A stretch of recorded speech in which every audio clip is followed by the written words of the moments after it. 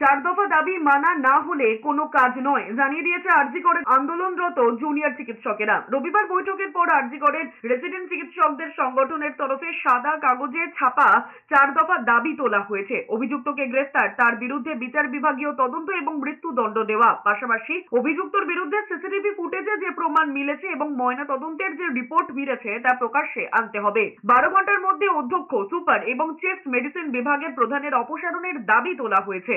এছাড়াও আরজি কর হাসপাতালের দায়িত্বে থাকা পুলিশ আধিকারিকদের অপসারণ করতে হবে।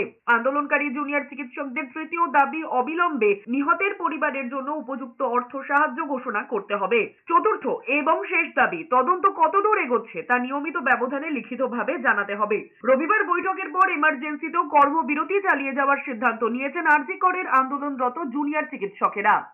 Including CCTV footage and post-mortem report should be shared with the committee representative of protesting doctors.